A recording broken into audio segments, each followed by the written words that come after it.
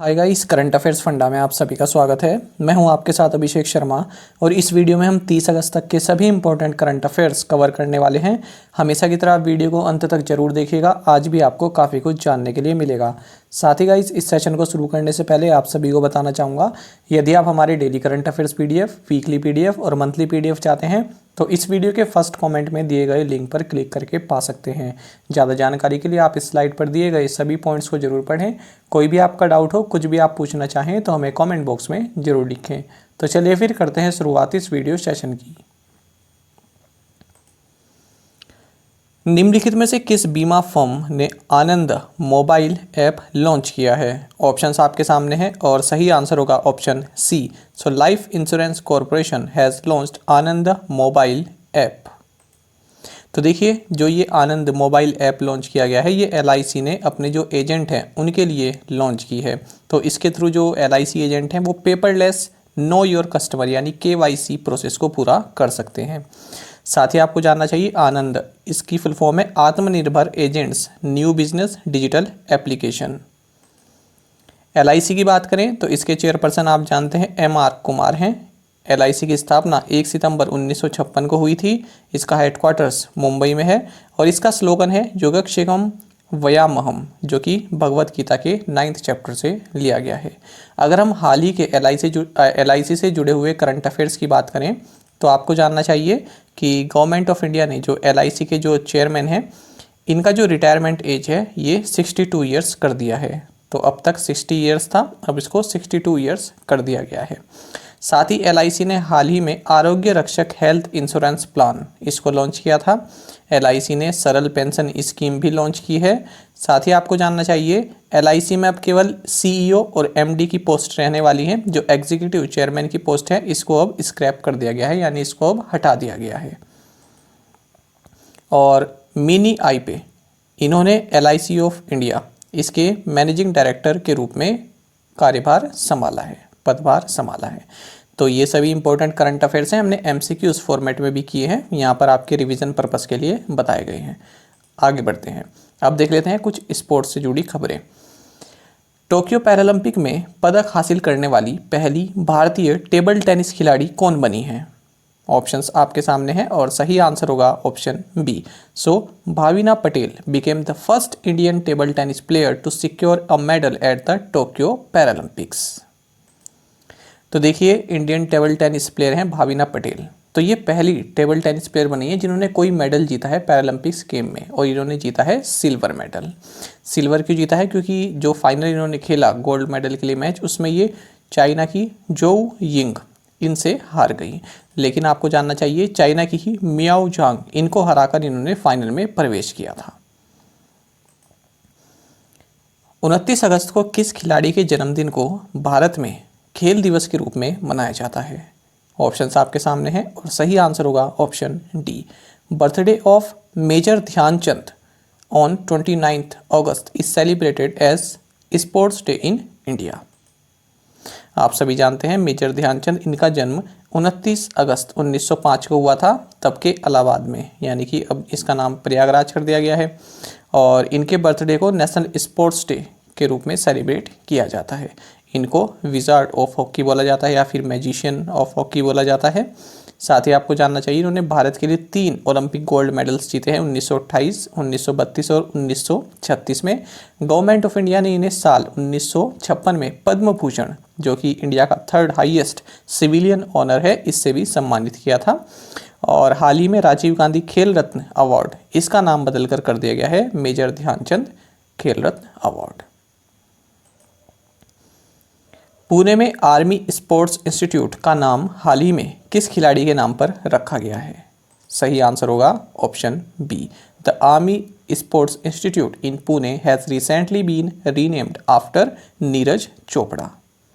तो javelin thrower हैं नीरज चोपड़ा, तो इनके नाम पर ये जो आर्मी स्पोर्ट्स इंस्टीट्यूट है स्टेडियम, इसका नाम रखा गया है। तो हाल ही में जो हमारे रक्षा मंत्री राजनाथ सिंह हैं, इन्होंने आर्मी स्पोर्ट्स इंस्टीट्यूट जो कि पुणे में है इसको विजिट किया, और उसी के दौरान जो यहाँ का ये स्टेडियम है इसका नाम नीरज चोपड़ा स्टेडियम रखा गया है। अब फ्रेंड्स, कुछ करंट अफेयर्स देखेंगे हम सेंट्रल गवर्नमेंट से रिलेटेड। महिला अधिकारिता पर पहले G20 मंत्री स्तरीय सम्मेलन को किसने संबोधित किया है? ऑप्शंस हैं आपके पास स्मृति ईरानी, मीनाक्षी लेखी, निर्मला सीतारमन या फिर वसुंधरा राजे सिंधिया। सही आंसर यहाँ पर होगा option A. So Smriti Irani addressed the first ever G20 ministerial conference on women's empowerment. तो देखिए, यदि आप जानते हैं कि union minister of women and child development कौन है, तो इसका आंसर आप ऐसे ही दे सकते हैं। तो आंसर होगा स्मृति ईरानी। तो ये पहली इस तरह की G20 ministerial conference on women's empowerment हुई है। और कहाँ पर हुई है ये हुई है सेंटा मार्गेरिटा लिगुर, इटली में। तो इन्होंने यहाँ पर जो स्मृति ईरानी ने इन्होंने इस कॉन्फ्रेंस को एड्रेस किया है, संबोधित किया है वर्चुअली। ISTM दिल्ली में कर्मयोगी डिजिटल लर्निंग सुविधा या फैसिलिटी का उद्घाटन किसने किया? सही आंसर यहाँ पर रहेगा option D. So doctor Jitendra Singh inaugurated कर्मयोगी digital learning facility eight ISTM Delhi. पहले तो आपको ये जानना चाहिए कि जो डॉक्टर जितेंद्र सिंह है, तो देखिए इनके पास ये सभी कार्यभार हैं, क्या क्या हैं। एक तो union minister of state with independent charge in science and technology, minister of state with independent charge earth sciences, minister of state PMO, minister of state in personnel public grievances pensions, minister of state in atomic energy and space. तो ये सभी जो भी department हैं ये इनके पास हैं, doctor Jitendra Singh. तो इन्होंने कर्मयोगी डिजिटल लर्निंग फैसिलिटी इसको लॉन्च किया है सिविल सर्वेंट्स के लिए। कहाँ पर? Institute of secretariat training and management ISTM, जो कि न्यू दिल्ली में है। आपको जानना चाहिए मिशन कर्मयोगी, इसका मकसद है जो ब्यूरोक्रेट्स हैं, जो सेंट्रल गवर्नमेंट के ऑफिसर्स हैं, उनकी कार्य क्षमता को बढ़ाना, उनके स्किल्स को अपग्रेड करना। केंद्रीय आवास और शहरी मामलों और पेट्रोलियम और प्राकृतिक गैस मंत्री हरदीप सिंह पुरी ने किस राज्य में नए केंद्रीय सचिवालय भवन का उद्घाटन किया है? उत्तराखंड, छत्तीसगढ़, उत्तर प्रदेश या फिर मध्य प्रदेश। सही आंसर यहाँ पर रहेगा option B. Union minister of housing and urban affairs and petroleum and natural gas Hardeep Singh Puri inaugurated the new central secretariat building in Chhattisgarh. तो देखिए इनके भी आपको जानना चाहिए, एक तो union minister of housing and urban affairs हैं, साथ ही ये petroleum and natural gas minister भी हैं हरदीप सिंह पुरी। तो इन्होंने छत्तीसगढ़ के नवा रायपुर यहाँ पर सेंट्रल सेक्रेटेरिएट यानी केंद्रीय सचिवालय इसकी बिल्डिंग को इनॉग्रेट किया है। तो जो भी यहाँ पर सेंट्रल गवर्नमेंट के जो डिपार्टमेंट्स हैं, अब वो सभी इस बिल्डिंग से कार्य कर सकेंगे। तो इससे क्या होगा, जो भी कॉस्ट है उसको वो सेव होगा। इलेक्ट्रॉनिक्स और सूचना प्रौद्योगिकी राज्य मंत्री राजीव चंद्रशेखर ने क्यू सिम का शुभारंभ किया, जिसका क्या मतलब है?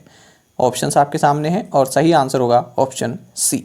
सो minister of state for electronics and information technology Rajeev Chandrasekhar launched Q sim which stands for quantum computer simulator tool kit.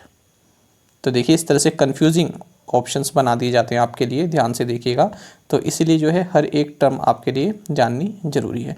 कभी कभी क्या होता है ना, हम देख लेते हैं अच्छा सिमुलेटर है और फिर एग्जाम में कभी कभी सिमुलेशन भी लिखा जाता है ना, तो हम कन्फ्यूजन हो जाते हैं कि सिमुलेटर पढ़ा था या फिर सिमुलेशन पढ़ा था। तो इस तरह की जो है टर्म थोड़ा बहुत घुमा फिरी दी जाती है।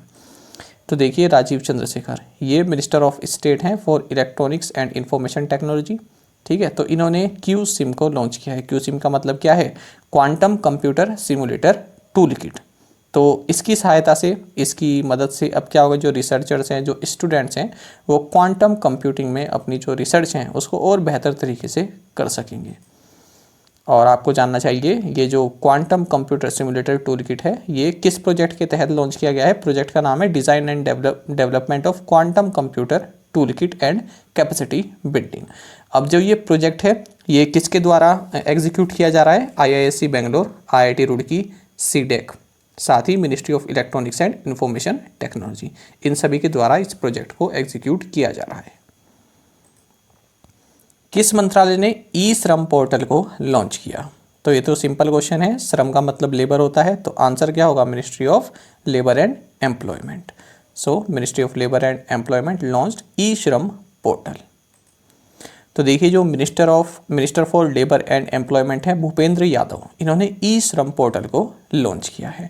तो और साथ ही इसमें 38 करोड़ अनऑर्गेनाइज्ड वर्कर्स जो हैं उनको भी इस पोर्टल पर रजिस्टर कर दिया है। तो इससे क्या होगा, अब ये सभी जो 38 करोड़ अनऑर्गेनाइज्ड वर्कर्स इस पोर्टल पर रजिस्टर हो गए हैं, तो उनको जो सोशल सिक्योरिटी स्कीम्स हैं, जो अनऑर्गेनाइज्ड वर्कर्स के लिए जो सोशल सिक्योरिटी स्कीम्स हैं, तो उसमें उसके बारे में ये जानकारी प्राप्त कर सकते हैं। साथ ही इसी पोर्टल के थ्रू वो अपने आप साइन इन या लॉगिन करके उसमें उसकी जो भी जो उनको जो लाभ है वो प्राप्त कर सकते हैं। साथ ही इसी के साथ ई श्रम पोर्टल के लॉन्च के साथ ही यहाँ पर इन्हें जो भी अनऑर्गेनाइज्ड वर्कर इस ई श्रम पोर्टल में जो रजिस्टर हुए हैं उनको 2 लाख रुपए का एक्सीडेंटल इंश्योरेंस कवर भी प्रोवाइड कराया गया है। बाकी आप यहाँ से पढ़ सकते हैं, सबसे मेन जो ये है कि ये एक नेशनल डेटाबेस है अनऑर्गेनाइज्ड वर्कर्स के लिए।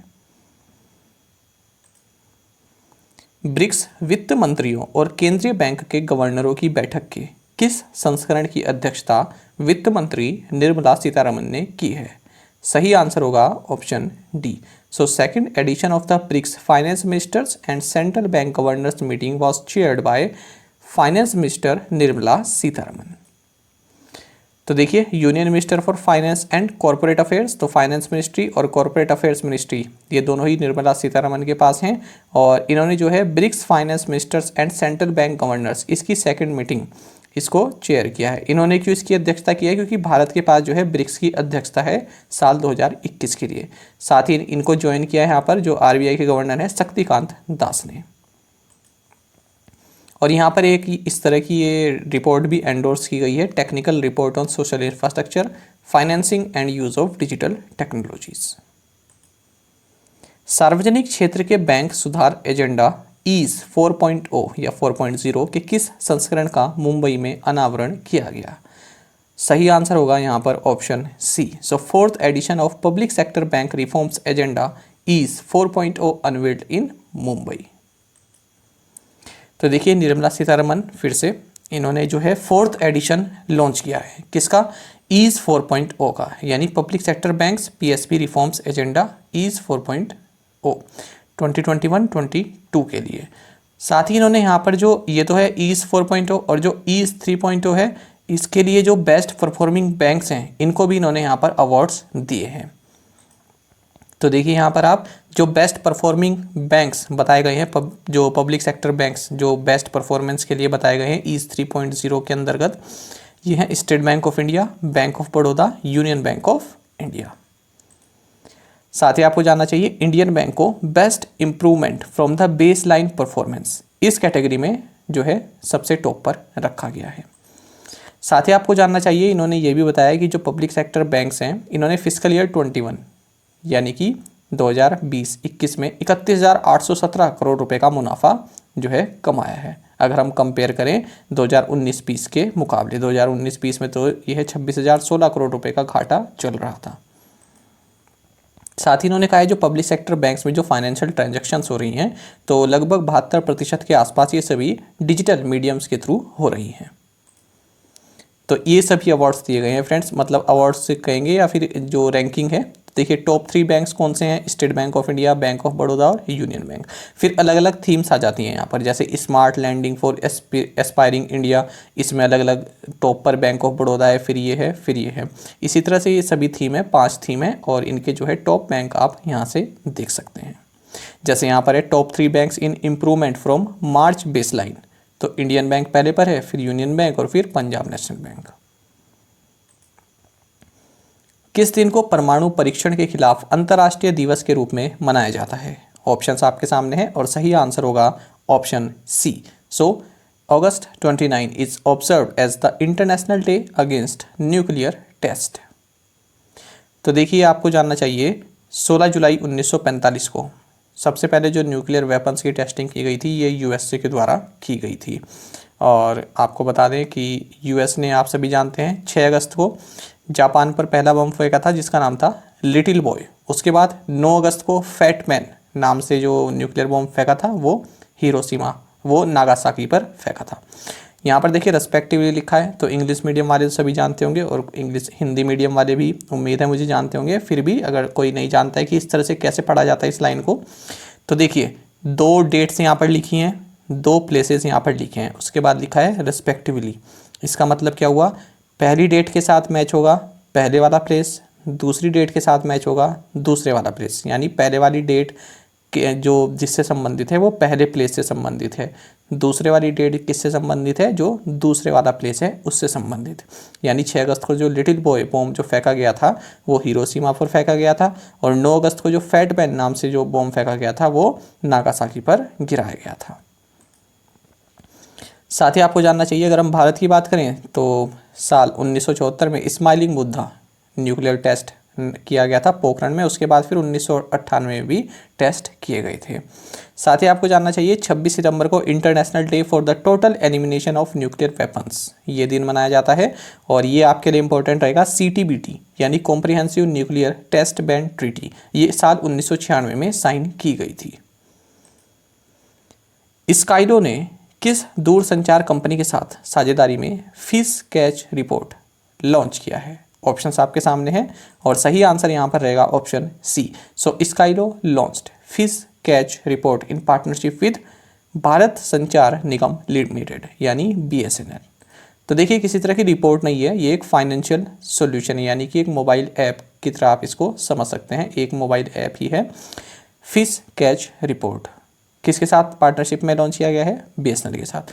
रिपोर्ट यानी कि जो, अब देखिए जो फिशरमैन हैं, अब यदि मान लीजिए उन्होंने जो है कई सारी फ़िश कैच कर ली हैं, समुद्र में उन्होंने फ़िश कैच कर ली हैं, तो वो क्या करते हैं, फिर कैच करने के बाद फिर कई टाइम लग जाता है उनको, जब वो मेनलैंड पर आते हैं उसके बाद फिर वो अपना जो है मार्केट देखता है कि कहाँ पर बेचना है। लेकिन अब जो ये फ़िश कैच रिपोर्ट नाम से जो एप्लीकेशन है, इसके तहत अब क्या होगा, जैसे इन्होंने अपना जो फ़िश पकड़ी तुरंत इसमें अपना डेटा डाल देंगे कि हमने जो है पूरी डिटेल डाल देंगे, जो उन्होंने जितनी भी फ़िश पकड़ी है, ठीक है, उसकी डिटेल डाल देंगे। तो इतने वो जैसे ही मेनलैंड तक पहुंचेंगे तो उनको जो है ग्राहक वहाँ पर प्रोवाइड करा दिया जाएगा, या फिर उनको मार्केट प्रोवाइड करा दिया जाएगा। उनका जो भी उन्होंने कैच किया है, जो भी उन्होंने फ़िश वगैरह जो कैच की हैं, तो उनके ग्राहक उनको जो है वहीं से उनको कनेक्ट कर दिए जाएंगे।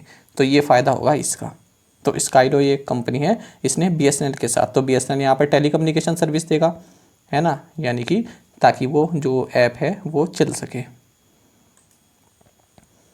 RBI के अनुसार भारत नेपाल प्रेषण सुविधा योजना के तहत ऑनलाइन फंड ट्रांसफ़र के लिए प्रति लेन देन अधिकतम सीमा क्या है? ऑप्शंस आपके सामने हैं, और सही आंसर होगा ऑप्शन ए।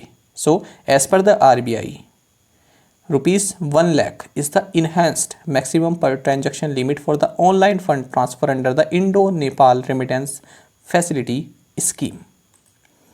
तो देखिए, जो Indo Nepal remittance facility scheme है, यानी कि रेमिटेंस क्या होता है, जो अपने देश से आप दूसरे देश में भेजते हैं जो कमाकर, ठीक है। तो इसके तहत अब क्या होगा, यदि आप ऑनलाइन पैसा भेज रहे हैं तो अब उसकी लिमिट जो है बढ़ा दी गई है। माफ़ कीजिएगा फ्रेंड्स, ये 2 लाख है, ये 2 लाख है, ठीक है, यहाँ पर ये ऊपर चला गया है, 2 लाख है यहाँ पर। तो देखिए, तो यहाँ पर अब उसकी लिमिट जो है 2 लाख कर दी गई है, पहले 50,000 थी, तो यहाँ पर 50,000 अभी भी है। यदि आप कैश भेज रहे हैं तो 50,000 ही है, लेकिन यदि आप ऑनलाइन भेज रहे हैं, यदि आप डिजिटली उसको भेज रहे हैं, तो उसकी लिमिट अब 2 लाख रुपए कर दी गई है। नेपाल से कोई भारत में भेज रहा है या भारत से कोई नेपाल में भेज रहा है, यदि वो ऑनलाइन ट्रांसफ़र कर रहे हैं तो 2 लाख रुपये उसकी जो है लिमिट कर दी गई है। साथ ही एक साल में 12 ही रिमिटेंसेस आप भेज सकते हैं, तो वो भी लिमिट भी यहाँ पर हटा दी गई है। गोरखपुर उत्तर प्रदेश में महायोगी गोरखनाथ विश्वविद्यालय का उद्घाटन किसने किया है? ऑप्शंस आपके सामने हैं, और सही आंसर होगा option D. So president Ramnath Kovind inaugurated the महायोगी गोरखनाथ विश्वविद्यालय एट गोरखपुर उत्तर प्रदेश। तो याद रखिएगा, किसने किया है? रामनाथ कोविंद जी ने। तो ये तो जैसे गोरखनाथ, ये तो नाम से ही पता चल रहा है कि कहाँ पर किया है, लेकिन इम्पोर्टेंट ये रहेगा कि किसके द्वारा इनॉग्रेट किया गया है, क्योंकि प्रधानमंत्री नरेंद्र मोदी के भी दौरे लगते रहते हैं उत्तराखंड में, ये उत्तर प्रदेश में, ठीक है। तो वहाँ पर जो है ऑप्शन कंफ्यूजिंग हो सकता है यदि आप इसका आंसर नहीं जानते हैं। तो रामनाथ कोविंद ने, जो हमारे प्रेसिडेंट हैं, इन्होंने इसको इनॉग्रेट किया है। जूलॉजिकल सर्वे ऑफ इंडिया के अनुसार भारत ने 2020 में अपने प्राणी समूह में कितनी नई प्रजातियों को जोड़ा है? ऑप्शंस आपके सामने हैं, सही आंसर होगा option D. According to the zoological survey of India, India added 557 new species to its fauna in 2020। फोना का मतलब क्या होता है, जो एनिमल्स होते हैं, जो जीव जंतु होते हैं। फ्लोरा का मतलब क्या होता है, जो पेड़ पौधे होते हैं, बोलते हैं ना फ्लोरा एंड फोना। तो देखिए यहाँ पर जूलॉजिकल सर्वे ऑफ इंडिया ने एक रिपोर्ट जारी की है जिसका नाम है एनिमल डिस्कवरीज 2020। तो इसमें ये कहा है कि भारत ने जो अपना जो फोना है, जो जीव जंतु की जो पूरी स्पीसीज है, इसमें 557 नई स्पीसीज ऐड की हैं। और इसी के साथ अब भारत में जो टोटल स्पीसीज हो गई हैं, फोना स्पीसीज जो हो गई हैं, ये हो गई हैं 1,02,718। अब देख लेते हैं प्रीवियस असाइनमेंट क्वेश्चंस के answer. What is the capital and currency of Eritrea? Answer is capital is Asmara and currency is Nakfa. Where is the headquarters of the Jana Small Finance Bank located? Answer is Bengaluru, Karnataka. Nandur Madameshwar Rameshwar माफ़ कीजिएगा, Ramsar wetland is in which state? Answer is Maharashtra. तो एक comment में आया हुआ था कि Ramsar wetland क्या होता है। तो देखिए रामसर जो है ये ईरान में एक सिटी है। तो वहाँ पर ये कन्वेंशन साइन हुआ था, रामसर कन्वेंशन, ये हुआ था 2 फरवरी 1971 में। तो देखिए यहाँ पर जो भी वेटलैंड्स हैं उनको ये जो वेटलैंड्स होते हैं उनको नामित किया जाता है जो इंटरनेशनली इम्पोर्टेंस रखते हैं, यानी अंतर्राष्ट्रीय रूप से जो महत्व जो वेटलैंड्स होते हैं तो उनको यहाँ पर ये नामित करता है। तो ये हर एक कंट्री के लिए एक गर्व की बात है कि हमारे यहाँ के जो वेटलैंड हैं उनको जो है अंतर्राष्ट्रीय रूप से महत्व दिया गया है, ठीक है, उस कैटेगरी में रखा गया है। साथ ही उनके संरक्षण के लिए भी यहाँ पर गाइडलाइंस जारी की जाती हैं कि उनको जो है ज़्यादा से ज़्यादा संरक्षण की ज़रूरत है। नेक्स्ट है Shri Villiputhur Meghamalai tiger reserve is located in which state? Answer is Tamil Nadu. Hitendra Dave has been appointed as the chief executive officer of which bank? Answer is HSBC India. और कई एस्पिरेंट्स ने बिल्कुल सही आंसर दिया है पाँचों ही क्वेश्चंस का। इसी तरह से आप पार्टिसिपेट करते रहिए और यदि आपको हमारा कंटेंट अच्छा लगता है तो आप वीडियो को लाइक भी कर सकते हैं। चलिए देख लेते हैं आज के assignment questions. Name the India's first sea bridge. What is the capital and currency of Namibia? Astamodi wetland, Ramsar wetland is in which state? Who has been elected as the new chairman of the Pakistan Cricket Board?